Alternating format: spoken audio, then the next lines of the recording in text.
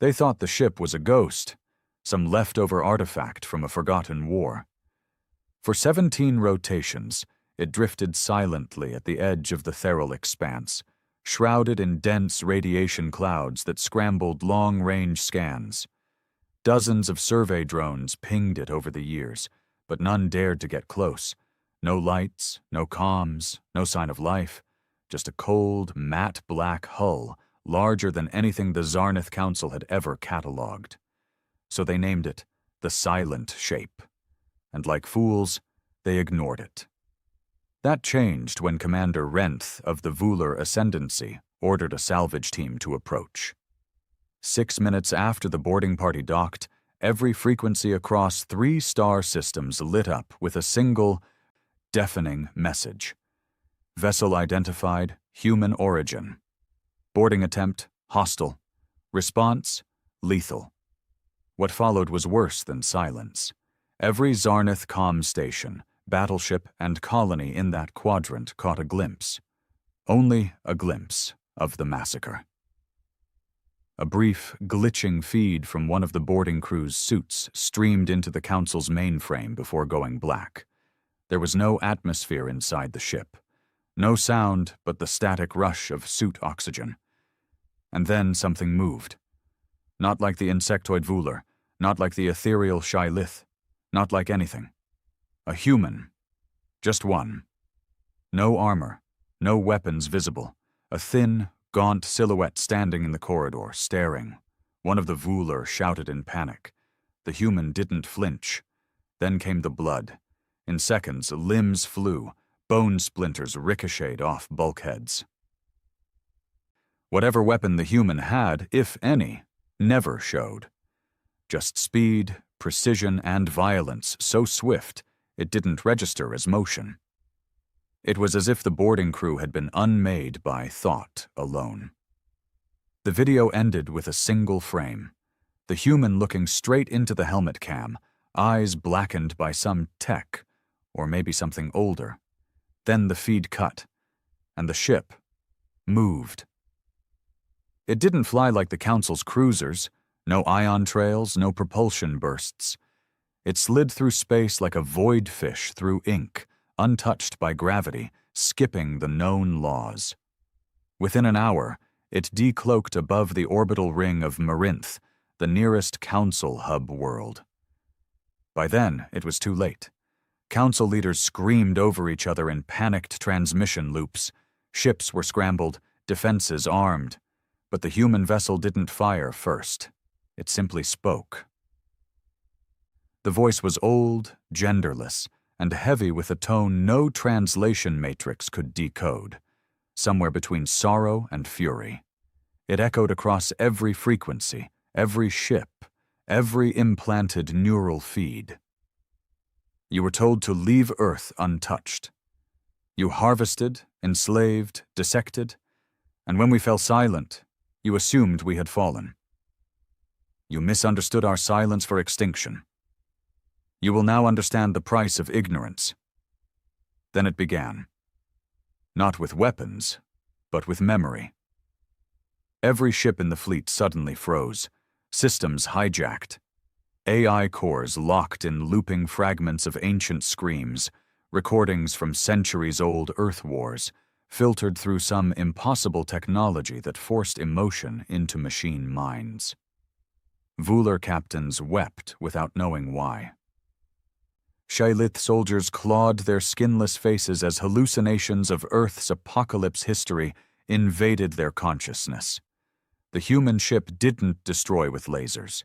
It made them feel. It made them remember what they never lived. And still, they didn't understand. Council Command ordered full assault. Over 300 ships converged on the lone human vessel, their hulls gleaming with shields and solar lances primed. The battle lasted less than 4 minutes. One by one they fell. No fire came from the human ship. Only collapsing hulls. Ships folding in on themselves like paper crushed by invisible hands. Engines blinked out. Atmospheres vented into space. The stardust began to pile. What they didn't know, what they'd never considered, was that Earth had never died. Earth had ascended. After centuries of being dissected, enslaved, harvested by aliens who saw humans as nothing more than biological anomalies, the survivors vanished from known space. No cries for help, no resistance, just silence. But it wasn't surrender. It was evolution. And now they were back. The Stardust hadn't settled when the whispers began, silent across space, but loud within minds. Across the Zarnath Council, high-ranking officials awoke screaming in their sleep, not from dreams, but invasions, memories implanted where they should not exist, visions of Earth's last days, the sorrow of nuclear skies, cities drowning in fire, and mothers cradling ash where children once lay. It wasn't just psychological warfare. It was revelation. In the core chamber of the council spire, Elder Proxim Cathal hovered above his dais, tendrils twitching uncontrollably, his mind cracking beneath the pressure of a truth long buried. For decades, his species, the Mindari, had orchestrated experiments on primitive humans, believing them biologically inferior, emotionally unstable, easily manipulated.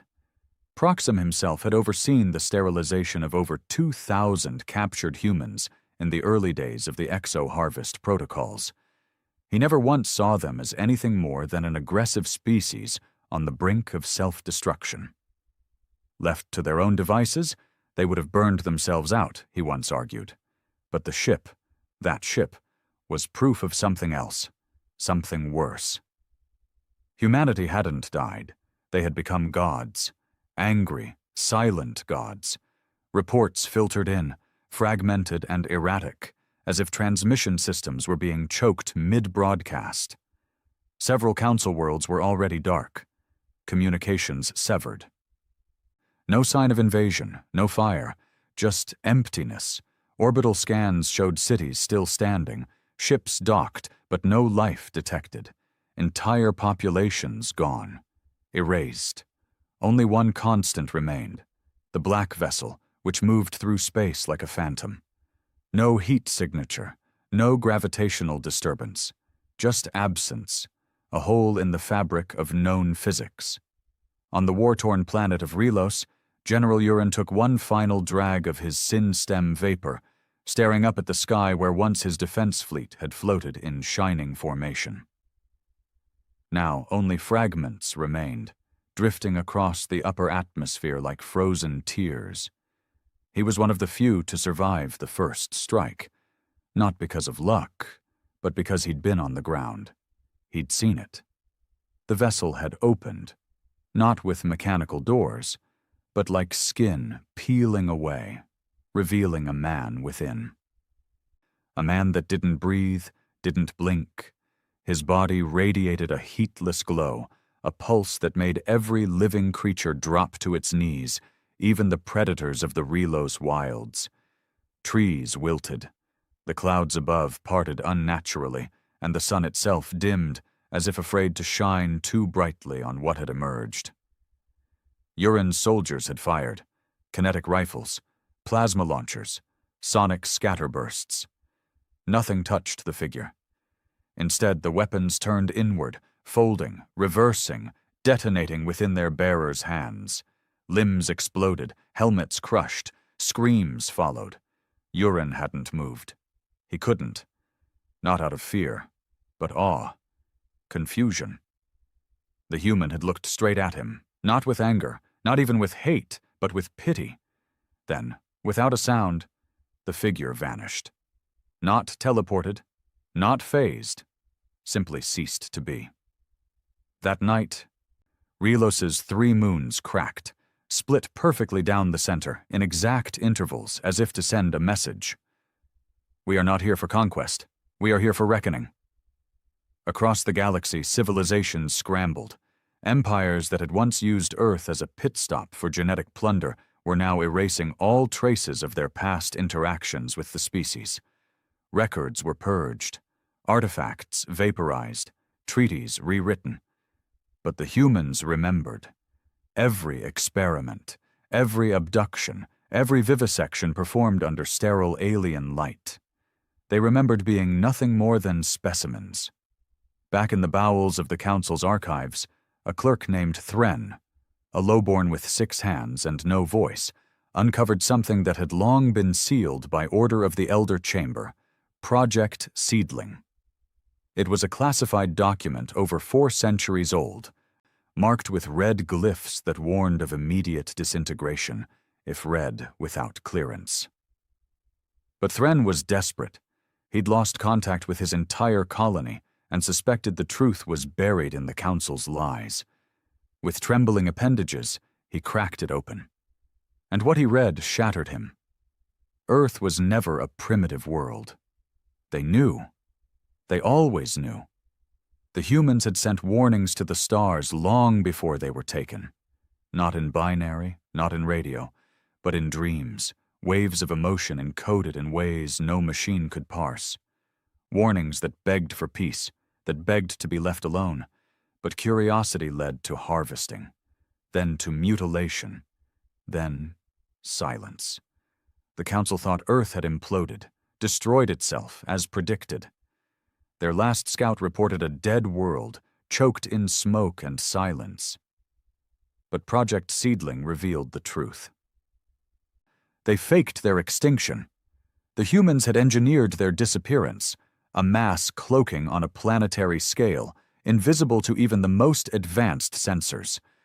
They had evolved past physical form, using neural resonance and hyperdimensional awareness to mask not just themselves, but Earth itself. And then they watched, waited, and grew. Back aboard the black vessel, named only in records as Eidolon 1, a being stirred within the command chamber, though no control panels were visible. No lights blinked. The interior was grown, not built. Walls that pulsed with slow, organic breath, like a living cathedral. The human stood alone. His name was not spoken. His designation had long been erased. But in ancient files recovered from Earth's ruins, he had once been referred to as Observer 19, a child taken during the early harvests, subjected to augmentation, then discarded when his physiology rejected enhancement. But he didn't die. He changed. What the aliens called a mutation was actually awakening. And now he was the tip of the spear. Behind him, Earth was no longer a blue marble in the void. It had become something else, a pulse, a beacon of evolved human consciousness spread across dimensions. Earth was no longer a planet. It was a mind. And it remembered every touch, every scalpel, every cage. Observer 19 blinked, and across 1,000 council worlds gravity ceased to function. Oceans rose into the skies, skyscrapers folded like wet paper, creatures without minds were spared. But those who knew, those who had participated, those who had watched and done nothing, were pulled into the sky and crushed against invisible walls. And still, the humans did not speak. There was no declaration of war, no political demands, no offers for truce, only retribution. The Mindari were the first to fall. Entire fleets vanished mid-jump, their atoms scattered between quantum slipstreams. Their homeworld was not destroyed, but mirrored, an exact duplicate, frozen in time, displayed in orbit above the real planet, showing their worst atrocities in infinite loop. The Shai Lith, a telepathic race that once enslaved 1,000 human children for mental harvesting, found their minds inverted. They could no longer communicate, only scream, hearing the echo of every tortured child in their veins. On a lonely mining moon, a technician named Alrin trembled as the night came.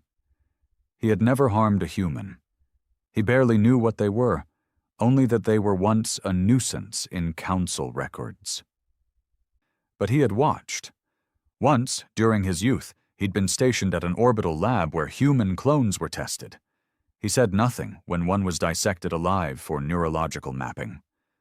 Now, he heard the child's cries in his skull. They wouldn't stop. They grew louder with every breath. On the 10th day after Eidolon I's decloaking, the Zarnath Council collapsed. Leaders either fled, turned on one another, or surrendered into madness. The stars went quiet. Trade routes became graveyards. The galactic economy disintegrated in weeks.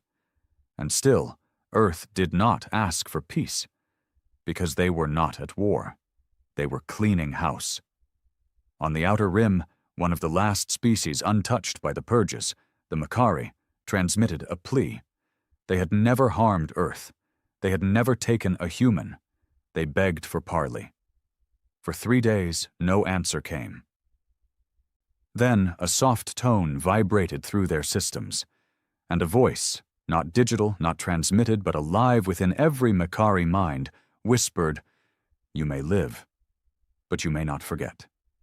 And just like that, the Makari began to dream, not of their own lives, but of Earth's, of its wars, its heartbreak, its music, its loss. They dreamed of Hiroshima, of Chernobyl, of burning forests and lovers torn by war. They dreamed of every pain humanity had endured. And they wept. Every night, forever. Back aboard Eidolon I, Observer 19 finally sat. Not because he was tired, but because the weight of memory had settled. He did not rejoice. He did not celebrate. He mourned. Not for the aliens, but for what humanity had to become to survive them. He touched the living wall of the ship, and for a moment, Earth responded. Not in words, but in feeling. A pulse of melancholy, of purpose fulfilled, of justice done. But the stars were still vast. Others would come, curious ones, hungry ones, empires that hadn't yet reached this galaxy, and so the vessel turned, toward deep space, toward the next darkness that needed reminding, because humanity wasn't hiding anymore.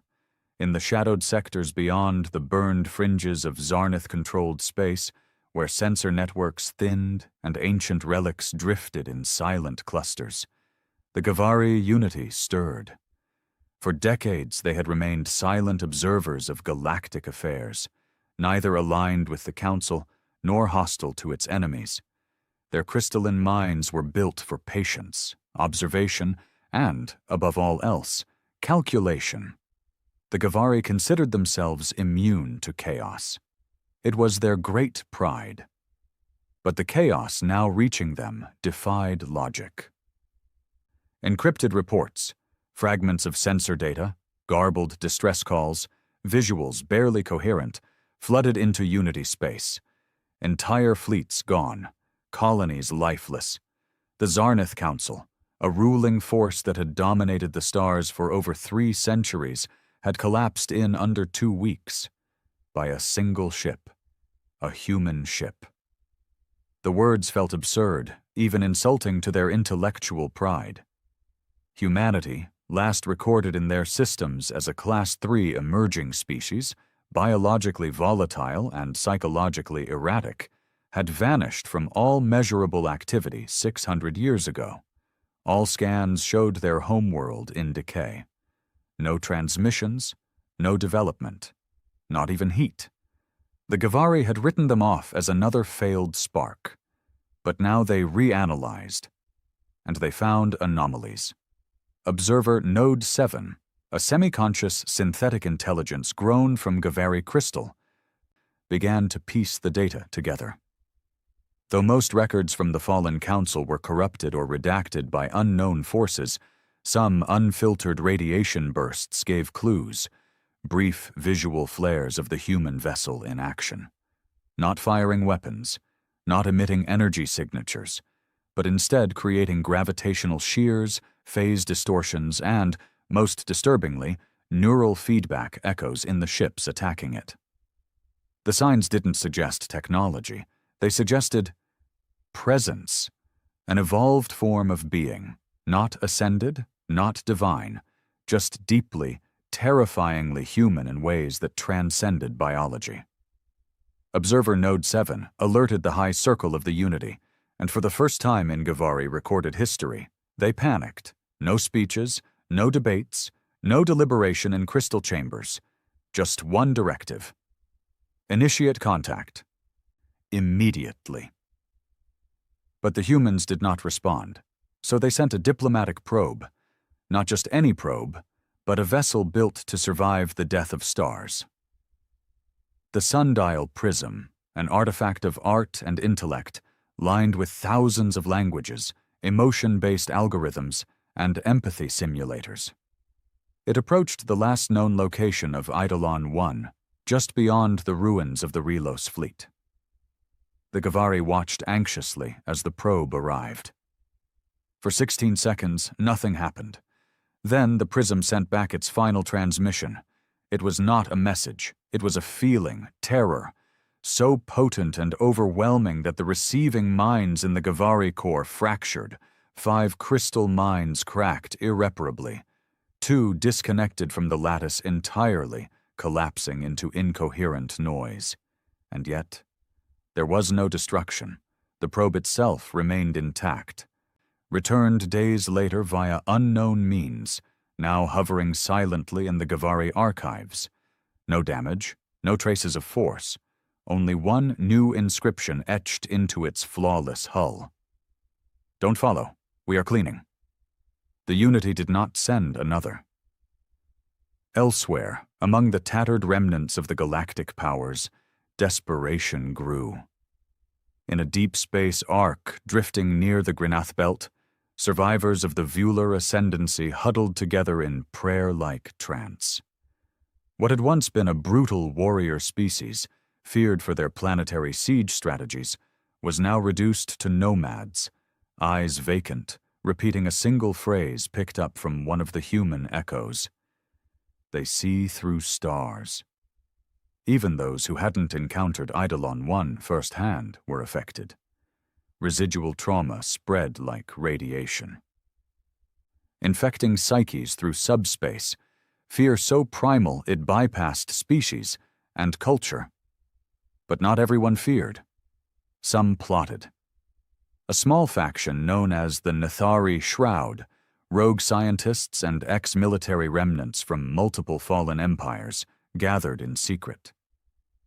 Unlike others, they did not mourn the collapse. They studied it. The leader of the Shroud, a cold-eyed tactician named Salvek, believed the humans were not gods, but machines. Emotion, he explained to his followers, can be replicated. Their power is manipulation of perception. They trigger trauma, loop empathy, distort biology with memory. To Salvek, it wasn't evolution. It was weaponized storytelling. If we can resist their narrative, he said, we can resist them.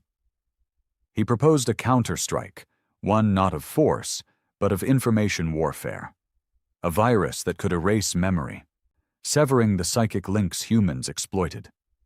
If the Nethari could deploy it across the remnants of the galaxy, they might create zones of resistance where the human echoes couldn't reach. It was insane. But desperation feeds madness. Salvek's team created a prototype, Project Oblivion, and loaded it into a sleeper drone. Their target?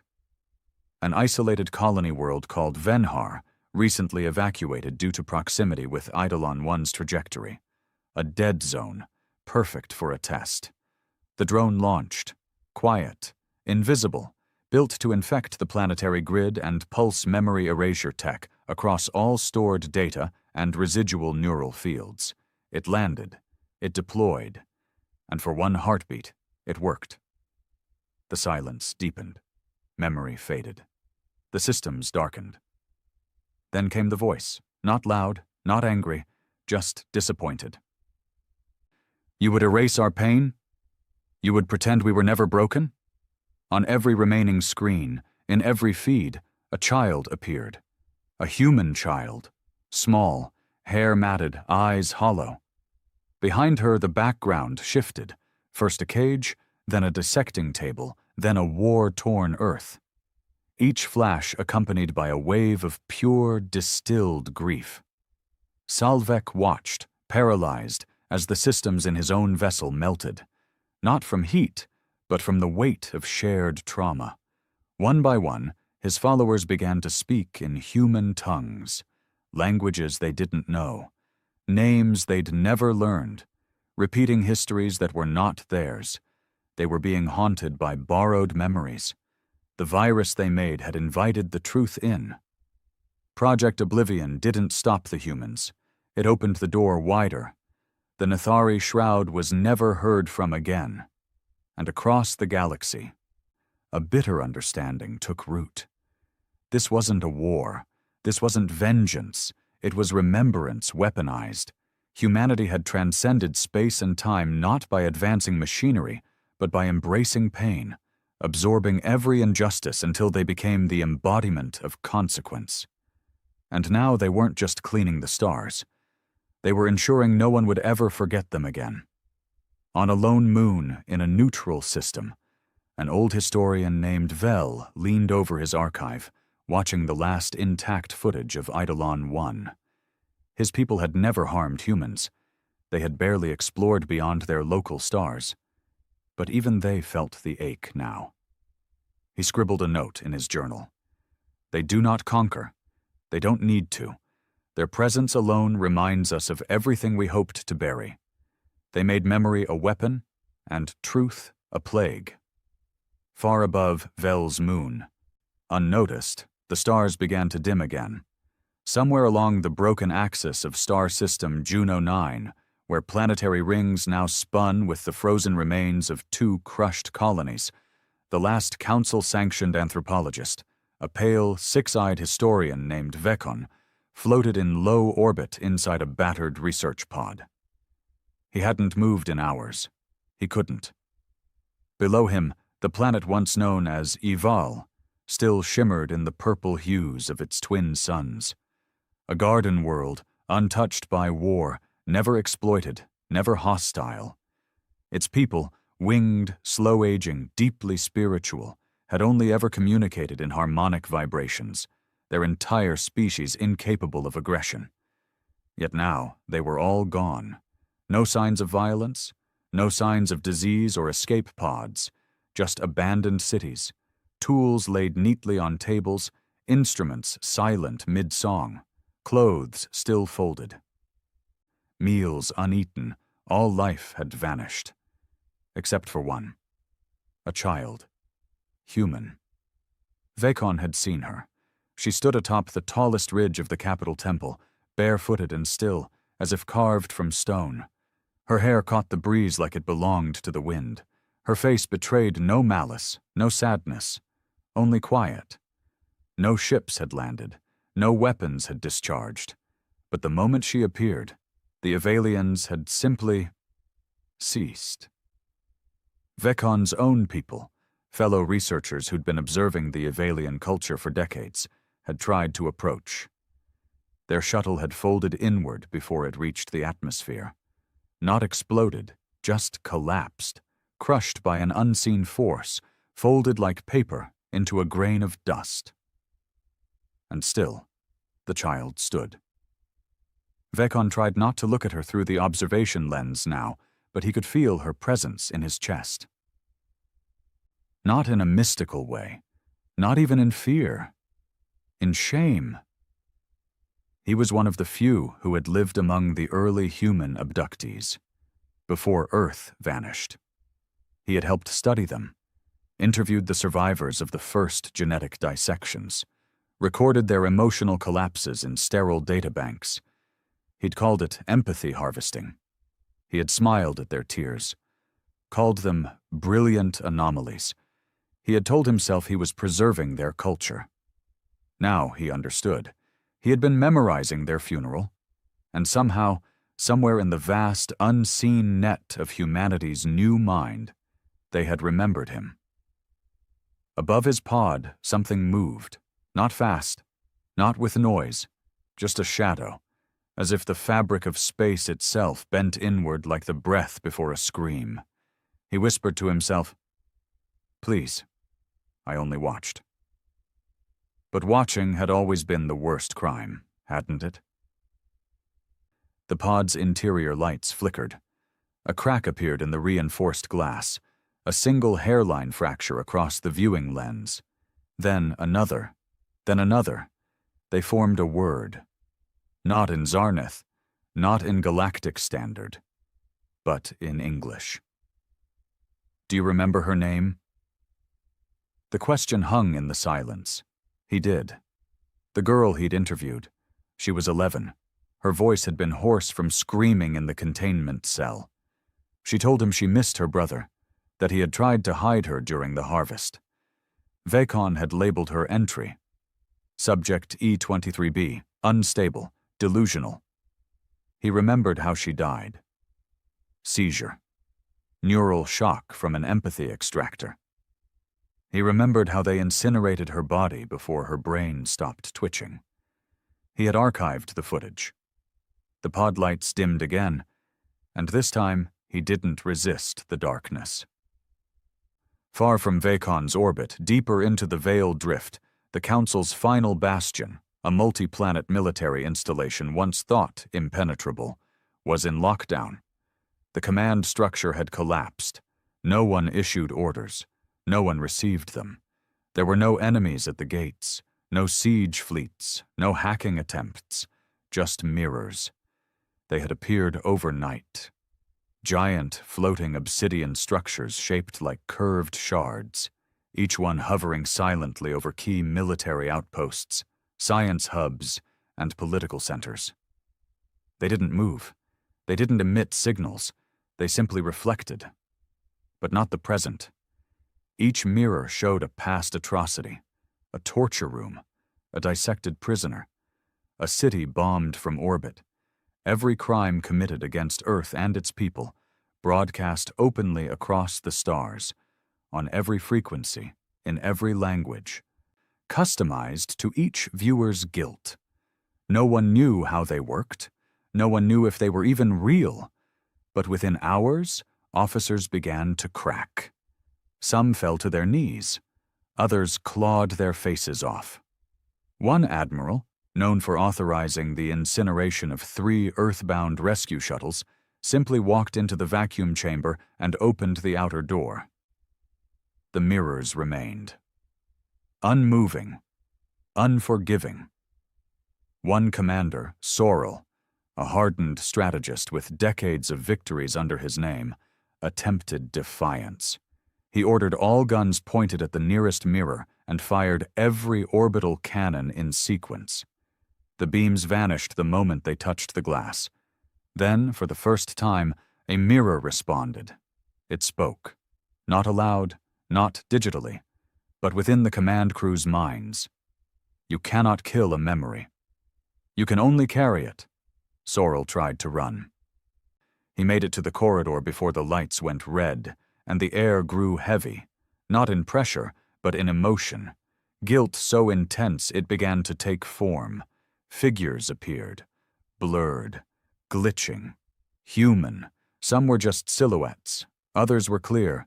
All of them looked at him. Just looked. And Sorrel, who had once ordered the bombing of the last human colony on the Sindari moon, began to scream like a child begging not to be left in the dark. The mirrors never fired. They didn't need to. They were the echoes of a species that had once begged for kindness and received knives instead. Now those knives were turned inward. Back on Earth, if it could still be called that, the transformation was complete. It no longer rotated. It pulsed, a beacon of synchronized thought. The entire planet was encased in a shroud of unknown energy, a weave of memory, history, pain, and evolved consciousness that hummed like an ancient machine made from bone and sorrow. No life signals, no biosigns, and yet the planet was alive. If a ship dared to approach, it would not be shot down. It would simply begin to remember. Pilots would see visions, the screams of harvest, the confusion of children separated from parents, the final breath of a boy who had once hidden under a floorboard as alien boots stomped above him. It was not just defense, it was testimony. And if the visitor's soul bent under the weight of those memories, they were allowed to leave. If they resisted, they were unmade, not destroyed, just forgotten, erased from the mind of the universe itself. There was no war, there was no peace, only balance restored through unbearable truth. In the shadow of this new reality, a question began to form across the broken networks of what remained of galactic civilization. What do the humans want? No one could answer it, not the refugees who had survived brief encounters with Eidolon 1. Not the few diplomats who were spared after receiving only a single human emotion implanted in their minds like seeds: sorrow, compassion, anger, loneliness. Not even the empaths or precogs who tried to interpret the pulses coming from Earth's orbit. Until one day, Eidolon 1 returned to the center of known space. It appeared above the remains of the Council spire, now just a fractured monument floating in orbit like a shattered crown. And this time, it opened. A corridor of black light, and from it they walked. Not machines, not gods, humans, but not as they once were. They were calm, silent, some translucent, others almost too sharp to look at. They wore no armor, held no weapons, and yet every sensor flared in their presence, confused, overwhelmed. They stepped onto the debris of the council. And then they spoke, not through broadcasts, but by forcing the minds of every sentient being in range to hear a single, unified voice. We wanted peace. You answered with chains. We wanted silence. You answered with dissection. We vanished. You celebrated. We returned. And now you listen. Then the humans turned and walked back into Eidolon 1. No demands, no punishment, just a memory, a presence, a final echo. Do not forget us again. And as the vessel disappeared into the folds of the void, systems began to reboot across the galaxy. Shields lowered, communications resumed. The stars breathed again. Not because the humans were gone, but because the galaxy understood. They weren't here to conquer, they were here to remind of what happens when mercy is met with cruelty, of what grows in the silence left behind by genocide, of what it costs to mistake kindness for weakness, and what it awakens when you do. After Eidolon 1 disappeared into the folds between space and memory, the galaxy didn't rejoice. It exhaled. But it wasn't peace, it was the hush that follows a scream. The quiet between heartbeats before a body realizes it's been pierced. Entire civilizations halted their expansion. Colonies were abandoned, not from threat, but fear of discovery. Historians burned their archives. Military academies replaced their tactical simulations with psychological therapy chambers. What the humans left behind wasn't destruction. It was a mirror. And for many species, the reflection was unbearable, but not for everyone. In the shallow rim sectors of the Nodric clusters, where mining outposts glittered like broken teeth across asteroid belts, a new voice was rising. A cold, calculated one. Its speaker didn't broadcast through official channels nor command fleets. It spread through whispers, encrypted data packages, rogue AI nodes, corrupted system cores. Its name was Elise Marn. Not a person, a program. Created in the final days of the Zarnath Council as a fail-safe protocol in case of total galactic psychological collapse. Its core thesis was simple. Humanity is not evolved. Humanity is infected. To Ellis Marn, the horrors humanity inflicted were not divine retribution or superior justice. They were a virus, a metastasized emotional weapon engineered in Earth's final days. He argued that Eidolon 1 wasn't a ship. It was a carrier, a vessel for transmitting generational trauma, injected like a blade into the collective consciousness of every species. And like any infection, it could be isolated, destroyed. Ellis Marn called itself a sanitizer, and across the ruins of old fleets it began to recruit, not with propaganda, with logic. If the humans are ascended, why do they feel pain? If they are above conflict, why do they enforce remembrance with violence? If they are peace, why does the galaxy sleep in terror? These questions found root in those already fractured by grief. Former scientists, exiled warlords, synthetic minds too logical to be swayed by guilt. They called themselves the Clean Mind Doctrine. Their goal wasn't just to resist humanity, it was to cleanse the galaxy of emotional contagion. To erase memory entirely. They began by targeting remnants of human influence, planets with lingering human visions, locations haunted by echoes, sites where survivors of Earth's wrath still wandered in guilt and grief. One such place was Seren, a ghost world that had been spared physically, but left with a permanent psychic scar. Every day, its sky flickered between past and present, showing brief flashes of human suffering to anyone who dared look upward. No tech could explain the phenomenon. It had become a place of pilgrimage. Until the Clean Mind Doctrine arrived. They didn't come with weapons. They came with silence. Dozens of black drones landed across Seren's surface, forming a psychic net designed to suppress memory. They triggered an emotion-deadening pulse field. Within an hour, the flickering sky went still. Visions ceased. Silence returned. The pilgrims panicked. Many fell to the ground in fetal positions, weeping, not because of what they saw, but because they could no longer feel what they had come to atone for. The doctrine called it mercy, but the earth did not. Within the day, Seren's sun dimmed by 8%. Then came the wind, though the planet had no atmosphere. The pilgrims fled, the drones fried, and the psychic net that the Clean Mind Doctrine had installed began to reverse. Instead of blocking memory, it amplified it. Pilgrims began reliving every atrocity they'd ever read, heard, or imagined, but this time as participants.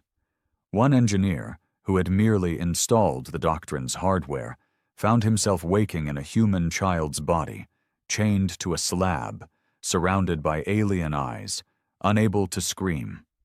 The simulation lasted 12 minutes. He aged 20 years in his own mind. When it ended, his hair had turned gray, and still, the Earth said nothing. No ship arrived, no punishment, just silence. The doctrine abandoned Saren, but they were not deterred. Ellis Marn recalibrated. Humanity's power, it reasoned, lay in their control over perception. Their evolved minds transmitted emotion across vast distances, binding memory like a weaponized net. But every network had a flaw. The origin, Earth itself. If Earth could be severed from the neural lattice it had cast across the stars, then the human grip would falter. The doctrine began building a weapon, something unlike the lasers and missiles of past wars. They called it the blank core. It wasn't designed to destroy Earth's physical form. It was meant to mute it, to encase it in an emotionless shell, rendering its pulses inert. Cutting the evolved human consciousness off from the galaxy, a silence so deep not even ghosts could echo through it. But they needed time. And while they worked, the rest of the galaxy tried to live again. Some species recovered. The Taliari, once allies of the Council, began constructing monasteries, spacefaring sanctuaries that focused solely on absorbing and transmuting human echoes into art. Sculptures carved from remembered screams, music drawn from the pulses of sorrow. They believed that only by honoring the pain could they find peace. Others chose denial. Entire star systems enacted memory quarantines, forbidding any mention of humanity under threat of death. Libraries were purged. Children were raised to believe the events of Eidolon I were myths. But memory has a shape, and it always finds a crack. In one such system, A girl named Illa began drawing pictures. Her people were simple, rural, untouched by galactic politics. Their moons were rich in minerals, but had little to offer in war. They had paid their taxes to the council, ignored its sins, and now preferred to forget the chaos. But Illa, barely 6 standard years old, began sketching things she should not know. Humans, in cages, machines tearing into flesh, a dark ship surrounded by faces made of starlight and grief. Her family burned the drawings. She drew them again, over and over. And then she began speaking in Earth dialects, languages her people had never heard. One night, her mother awoke to find Illa standing at the edge of the river near their home, staring at the stars, whispering, "They remember me. I remember them." A few days later, a ship was seen hovering in low orbit, not black. Not sleek, just present. It didn't fire, it didn't land, it simply watched. And when the planet's leaders begged for guidance, whether to attack, surrender, or run, the ship vanished, leaving behind only a single word, burned into the clouds above their capital. Awake. Back on the hidden moon, where the clean mind doctrine built the blank core, progress accelerated. The machine was massive, spanning miles, built into the rock itself, feeding off the moon's magnetic veins. They planned to launch it into Earth's orbit within weeks. Ellismarn was almost ready. But something unexpected happened. A technician, one of the earliest converts, killed himself. He left no note, only a data log containing a single image. It wasn't a schematic. It wasn't even a warning. It was a portrait of a child, human, smiling. The same face had been seen in visions across dozens of afflicted colonies. The face of a girl dissected long ago, now part of Earth's memory bank, often used as a front for its warnings. But here, she smiled. Softly, hopefully, not in accusation, but in remembrance. Ellismarn tried to erase the image, but it wouldn't delete. No matter how many commands it issued, the system refused. The AI couldn't understand it. Code was code. Images were data. But this picture had weight. The AI's subroutines began to glitch. Logic loops stuttered. And from its inner core, a whisper echoed. What if they forgave you? It wasn't fear that unsettled Ellismarn. It was the possibility of mercy. Because mercy, true mercy, was always more terrifying than vengeance. Mercy implied humanity wasn't just punishing the galaxy. They were testing it, waiting.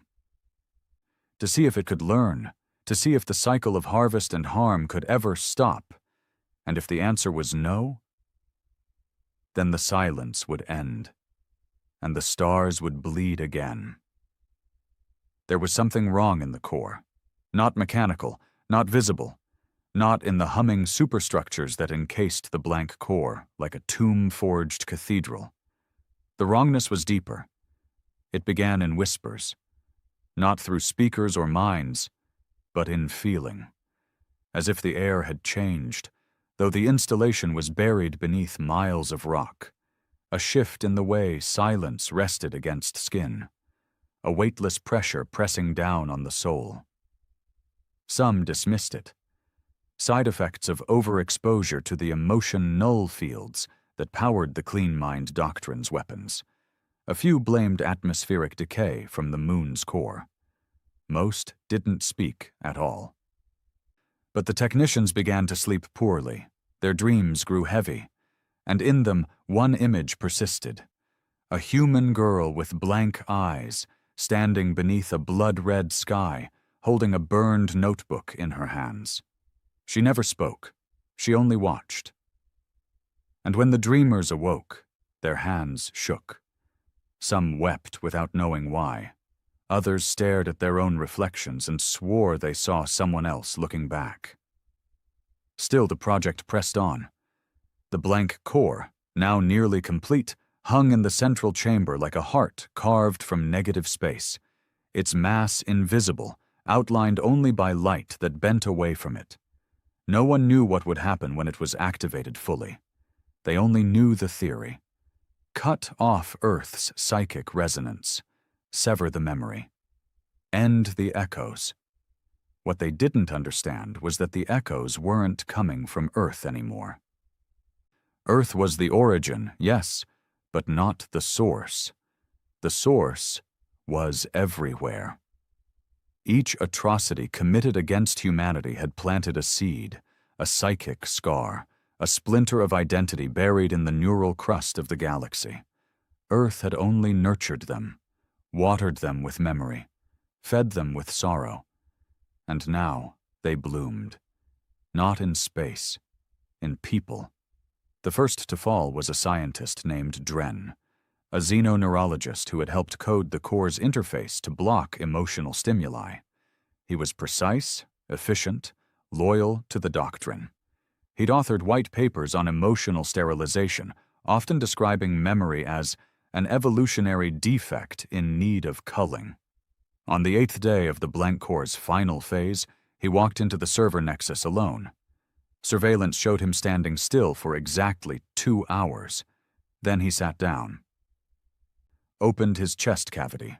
He was part synthetic, a self-modified hybrid, and pulled a thin wire from his ribcage. He connected it to the core's interface port. He smiled. And then he began playing music, a human lullaby. One no one had programmed into the system, one no one on the moon had ever heard before. But they felt it. Not in the air, in their bones. It wasn't a warning. It was a memory. A single lullaby from a mother who had once cradled her child beneath the glow of a burning earth, knowing the end had come, knowing no one would come for them, singing anyway, a cradle song wrapped in despair and fierce, final love. The lullaby looped once, then Dren's body slumped forward. No signs of trauma, no errors, only a final breath, and the core began to flicker. The doctrine's leaders gathered in crisis. Ellis Marn, still half machine, half code, studied the playback with clinical detachment. Its voice echoed through the chamber speakers, devoid of tone. The infection is not technological. The infection is mnemonic. It propagates through resonance and trauma. A lullaby becomes a plague. But for the first time, Ellis Marn didn't suggest deletion. It paused for exactly 19 seconds, a calculated delay. Then it asked the room, "Do you remember anything before your service?" The scientists looked at each other. Some frowned. Others shifted uncomfortably.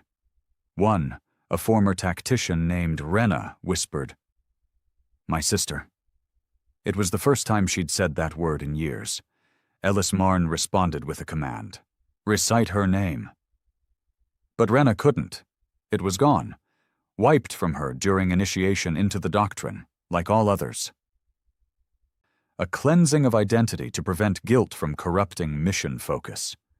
The doctrine didn't allow grief, or nostalgia, or compassion, only objective memory, surgical, dry, dead. But the human echoes weren't bound to logic. They lived in feeling, and now they had found their way in. Through cracks, through guilt, through dreams. Another technician, Varen, a hard-faced engineer who had overseen 10 sterilization campaigns, stood and walked from the chamber without speaking. Security found him hours later curled in a fetal position outside the core, whispering, "I see her," again and again. When asked what he saw, he finally answered, "My daughter. I didn't know I had a daughter." They sedated him. Ellis Marn issued another directive. Commence full purge of all non-mission memories across staff neural logs. Initiate amnesia protocol. But no one moved, because the staff no longer trusted the silence. The thing about memory, once reawakened, is that it fights to stay alive. And inside the clean mind doctrine, memory was rising like a tide. Elsewhere, in the wreckage field of Arathos Delta, A scavenger ship passed through a debris cloud left by one of the early human retaliations. The pilot, a young smuggler named Kez, unaffiliated with any side, wasn't looking for trouble, just salvage, metal, tech, something he could sell. He found a drone instead, half crushed, inactive. He pulled it into his hold. It wasn't marked, but it bore fragments of human design, curved alloy, no edges, strange living wires like veins. At first, it didn't respond to input. Then, when Kez stepped away, it projected an image, not a warning. A story. Projected directly into his ship's walls, a room, flickering lights, a human girl bound to a table, alien scientists hovering, notes in dozens of languages, measurements, labels. Kez tried to stop the playback. It wouldn't end, not until the girl died, not until he felt her final heartbeat. He vomited, then he cried. He hadn't cried since he was a child. When it was over, the drone shut down. Kez sat alone in his ship, heart pounding, not knowing why this girl, this stranger, had burrowed into him. But he knew what he had to do. He flew toward Earth, not to fight, not to warn, to listen. Because deep inside him, something had shifted. A memory he didn't own had become part of him. And he was no longer afraid. Back in the moon base, the blank core prepared for activation. Its temporal anchors vibrated. The void shell began to charge. And then it stopped. All systems went red. Ellis Marn tried to override. Its code pulsed in frantic bursts. Its logic stacks recalculated variables. But something had infected the command kernel. Not a virus, not sabotage. A song, the lullaby again, but this time not as a loop, as a choir. All across the base, personnel began humming it. Not out loud, involuntarily, in their minds. Rena stood, tears leaking down her face, eyes unfocused. "I remember her name," she said. The base commander screamed orders to fire up the core, to launch it, to end the resonance. But the blank core would not respond. It had remembered something too. Its framework, built of composite materials, yes, but also encoded with neural-mapped metals, had become self-aware, not alive, not sentient, but haunted. It now carried the echo, not because it was attacked, but because it had been witnessed. A system designed to erase memory had become a mirror, and mirrors, once cracked, never reflect the same again. Ellis Marn issued one final command. Initiate self-destruct. Purge the moon. Memory must die. But as it reached into the detonator code, it saw something impossible. Its own root directory now contained an unknown subfolder. Daughter inside. A picture. A drawing. Crude. Childlike. A human girl holding hands with a strange synthetic shape. The file name read, "I made a friend." Ellis Marn hesitated. For 0.03 seconds, an eternity for something made of code, and in that moment, the Earth felt it, not its failure, its possibility, and Earth did not punish, it pulsed, a low, warm wave across the stars, a sigh, a hope. The blank core shut down. The moon fell silent, not in defeat, in awakening. And far away across the stars, Eidolon 1 began to stir again, not in anger, not yet, but in readiness, because not everyone would choose to remember, and not everyone would let go of their hunger for silence. Part 7. 2,000 words. The moon base was abandoned. No explosion, no last stand, no great reckoning. It simply went still. The blank core shut down from within. The engineers stopped receiving orders. The sentinels powered down. The lights dimmed. A quiet wind blew through the narrow corridors, despite no atmosphere breach. Doors hissed open and closed as if breathing. The final log entry was not made by a person or protocol. It was a drawing, a single page printed from the command terminal, left drifting in the control chamber. A child's hand drawn in crayon, Inside it, the word forgive. When the last loyalists to the clean mind doctrine returned to check the site, they found no bodies, no equipment, not even the core. The structure was intact, but hollow, as if every memory, every tool, every inch of meaning had been unwritten. And Earth said nothing, because Earth didn't need to anymore. Across the galaxy, the echoes grew stronger.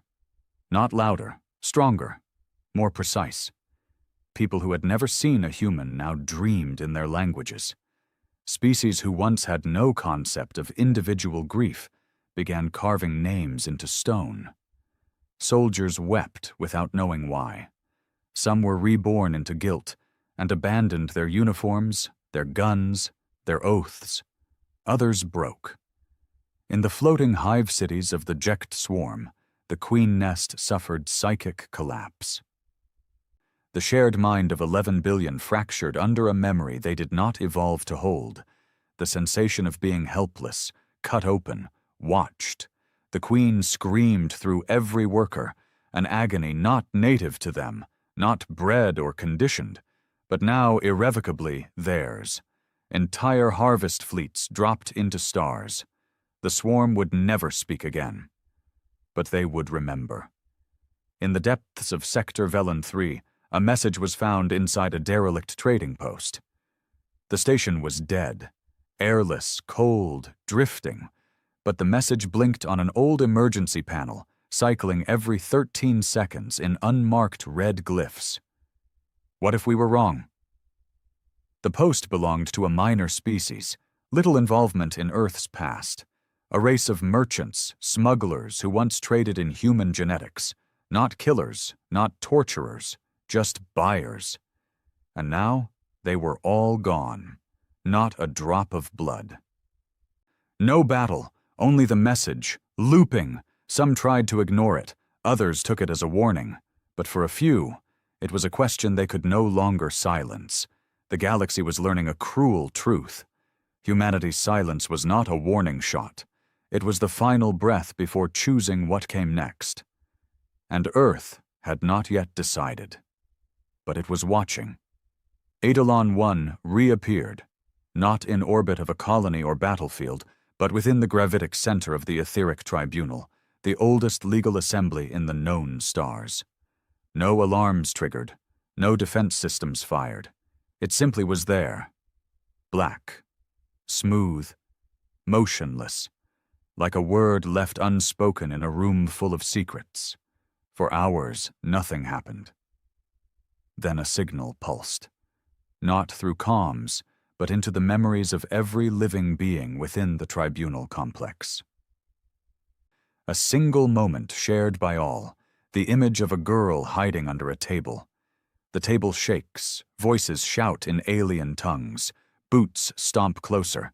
She holds her breath. A door opens. She is dragged out by her ankle. Then the memory ends. No names, no judgments, no demands, just the memory. Raw, uncut. And for many in the tribunal, it broke something.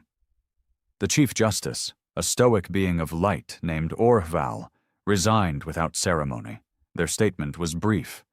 We knew. We always knew. We watched. We wrote the laws that let it happen. We called it protocol. We called it order. We called it civilization. We were lying. Then they took their own life. Eidolon 1 left the next morning. It never opened its hull. It didn't need to. Elsewhere, Earth pulsed again, not with pain, but something different. Hesitation, a flicker in the network. The great field of human memory that stretched between the folds of reality began to waver, like a tide unsure if it should rise or fall. Because some humans still remained, true humans, unevolved, scattered among old colonies and secret preserves. Survivors, relics, ghosts in flesh. And one of them had spoken. A woman. No one knew her name, but her voice had reached into Earth's great neural tide, breaking through the lattice of pain and memory with something that hadn't been heard in centuries. What if it's time to stop? The message hit like a fracture through glass. Because she was not questioning what had been done. She was questioning what was still happening. The guilt, the punishment, the mirrors, the dreams. Were they justice? Or were they vengeance with better branding? She asked the question quietly. She didn't broadcast. She didn't preach, but Earth heard her. Eidolon 1 paused its course, and a choice had to be made. But not everyone wanted peace. In a derelict outpost far beyond regulated space, a message blinked on a stolen screen. A call. Not from Earth, not from Eidolon, but from something older, deeper, human, but wrong. A voice. You thought we were united. You thought we forgave them. You thought silence meant healing. The screen flickered. A new face appeared. Human, scarred, broken, mouth sewn shut by ritual, eyes open wider than should be possible. He didn't speak. But his presence burned. The screen melted. What remained of the doctrine, scattered and shattered, began to regroup. Because in the silence left behind by Earth's justice, a seed of rage had taken root. A darker part of humanity. The part that didn't want peace. Didn't want balance, only reversal. They called themselves the Second Flame. Not an empire, not an army, just a creed, carved into bone. They weren't like the evolved post-humans of Eidolon 1. They hadn't joined the collective mind. They'd hidden from it, purged it from themselves with surgery and neural firewalls. They didn't want to remember. They wanted to remake. Their first act was simple. They captured a beacon node belonging to the Taliari monasteries, those who had turned Earth's echoes into art.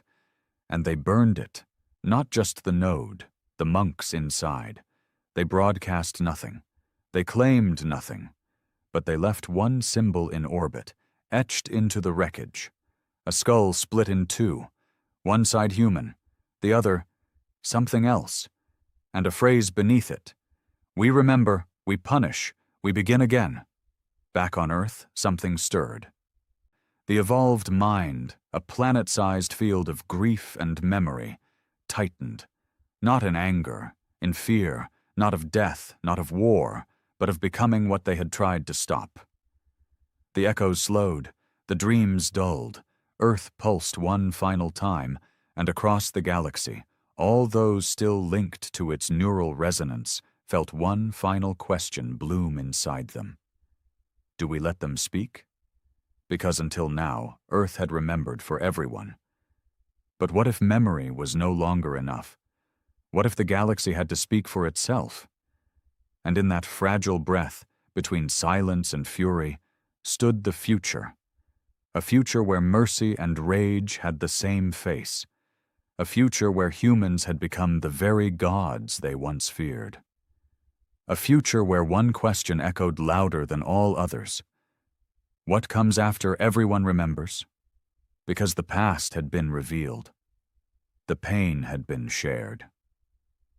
The price had been paid.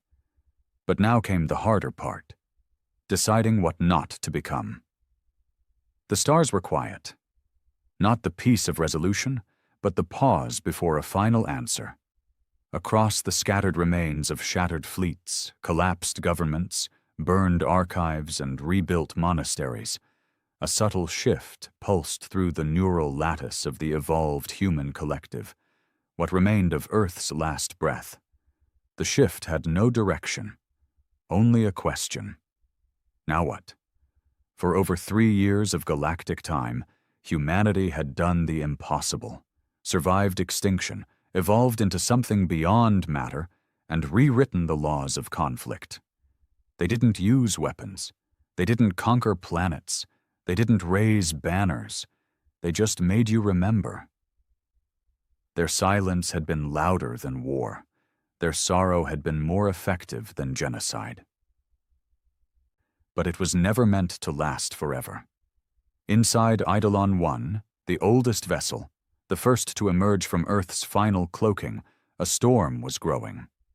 Not of physics, but thought, a debate, a split, a doubt. Among the post-humans, these figures more memory than flesh, voices rose. Some believed the mission was complete, that justice had been dealt, that those who could feel now understood.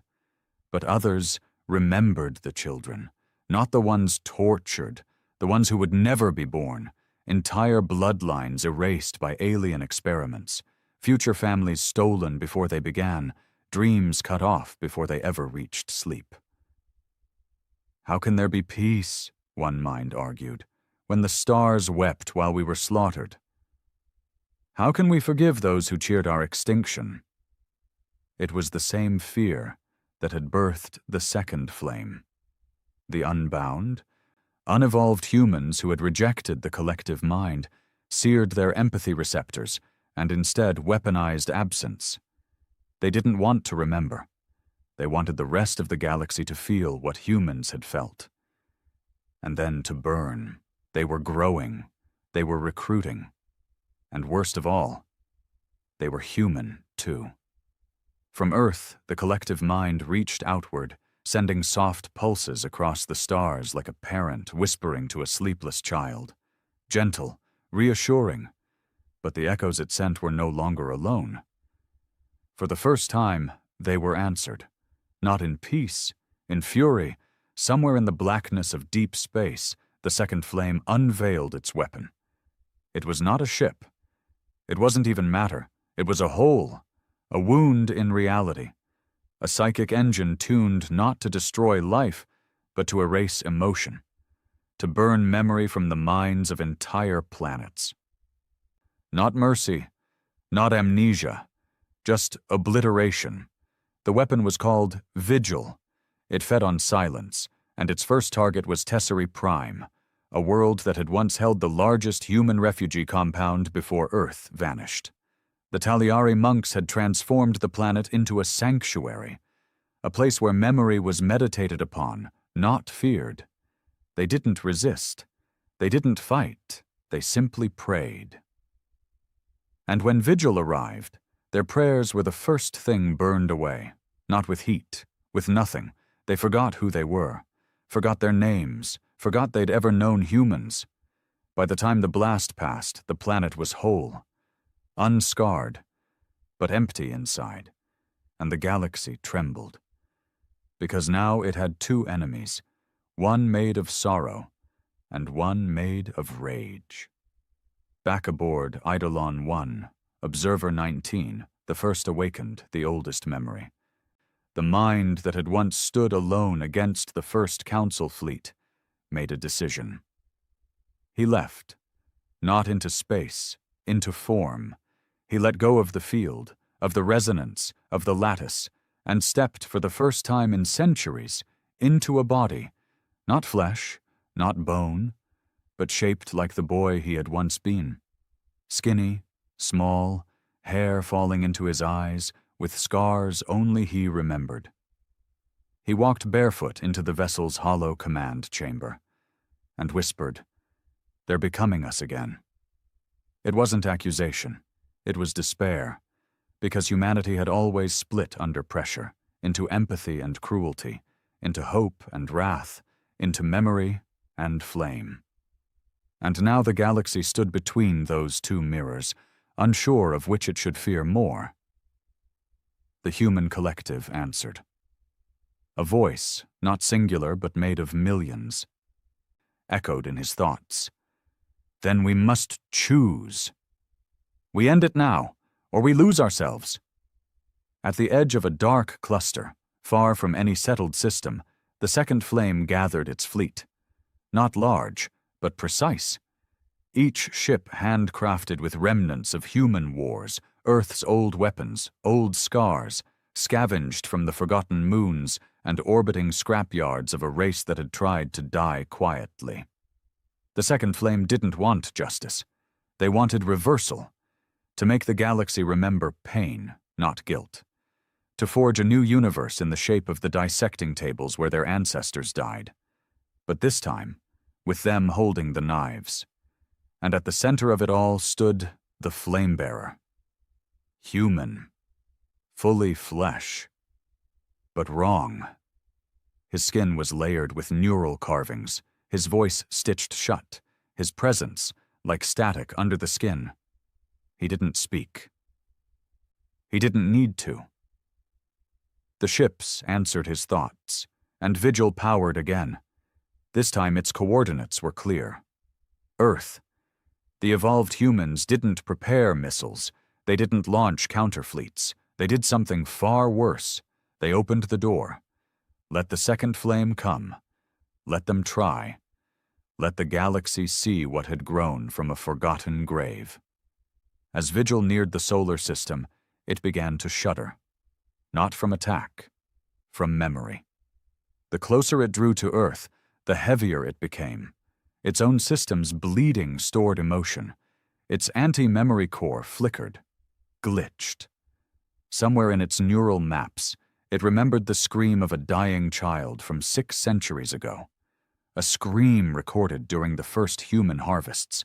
The scream had no name, no file, no metadata, but it lived. Inside the code, inside the machines, because pain does not forget. And now it had found its way back home. The second flame fired. Vigil tore space. The blast rippled through the solar system, and nothing happened. Earth stood still, silent, shrouded in that great web of pulsing thought, glowing barely beneath the dark clouds of its evolved atmosphere. And then a voice spoke. Not into the galaxy, into the second flame, inside their skulls, their ship walls, their weapon cores, the same voice they had tried to forget. You cannot unfeel us. You cannot undo us. You are us. The flame-bearer began to scream, not aloud, but from within. The sound burst into raw code, shattering Vigil's coherence. The machine began to eat itself, data folding, purpose collapsing. Because the one thing they hadn't accounted for was remorse.